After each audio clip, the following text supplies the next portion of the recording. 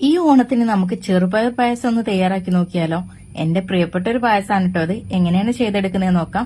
ഞാനിവിടെ 2 ടീസ്പൂൺ നെയ്യ് എടുത്തിട്ടുണ്ട്. ഇതിലേക്ക് 1 കപ്പ് ചെറുപയർ പരിപ്പിട്ടിട്ട് നന്നായിട്ട് വറുത്ത് നമുക്കിതൊന്ന് വേവിച്ചെടുക്കണം. നന്നായിട്ട് കഴുകിയെടുത്തതിന് ശേഷം 3 കപ്പ് വെള്ളം ഒഴിച്ച് 3 വിസിൽ വരെ നമ്മളിത് വേവിച്ചെടുക്കാം. എന്നിട്ട് നമ്മൾ ഒരു ഭാഗം നന്നായിട്ട് ഉടച്ച് 2 കപ്പ് ശർക്കരയിലേക്ക് 1/2 കപ്പ് വെള്ളം ഒഴിച്ച് പാനിയാക്കിയിട്ട് മാറ്റിവെക്കാം. നമുക്ക് പായസത്തിലേക്ക് വറുത്തിടാനുള്ളത് നെയ്യിലൊന്ന് വറുത്തെടുക്കാം. 3 ടേബിൾ സ്പൂൺ തേങ്ങാക്കൊത്തും 2 ടേബിൾ സ്പൂൺ കാഷ്യൂനട്ടും റൈസിൻസും ആണ് ഞാൻ വറുത്ത് മാറ്റിവെക്കുന്നത്. ഇതേ നെയ്യിൽ തന്നെയാണ് നമ്മൾ നേരത്തെ വേവിച്ച് വെച്ചിട്ടുണ്ടായിരുന്ന പരിപ്പിട്ടിട്ട് നന്നായിട്ടൊന്ന് മൂപ്പിച്ചെടുക്കുന്നത്. ഇതിലേക്ക് ശർക്കര പാനി നമുക്ക് ചേർത്ത് കൊടുക്കാം. ഇനി നമുക്ക് ഇതിലേക്ക് 2ാം പാൽ കൂടെ ചേർത്തിട്ട് ഒന്ന് കുറുക്കിയെടുക്കാം. ഒന്ന് കുറുക്കി വരുന്ന സമയത്ത് ഇതിലേക്ക് 1 കപ്പ് 1ാം പാലും കൂടെ ചേർത്ത് കൊടുക്കാം.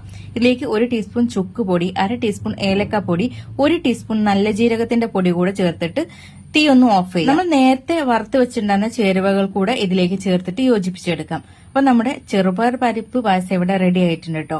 നല്ല പെർഫെക്റ്റ് ആയിട്ട് തന്നെ നിങ്ങൾക്ക് ഇതുപോലെ തയ്യാറാക്കിയാൽ കിട്ടും. അപ്പൊ ഈ ഓണത്തിന് പായസം ഇത് തന്നെ ആവട്ടെ. അപ്പൊ വീഡിയോ നിങ്ങൾക്ക് ഇഷ്ടപ്പെടുവാണെങ്കിൽ ലൈക്ക് ചെയ്യാൻ മറക്കണ്ട കേട്ടോ. ഷെയർ ചെയ്യാൻ മറക്കരുത്. അപ്പൊ എല്ലാവർക്കും താങ്ക്സ് ഫോർ വാച്ചിങ്.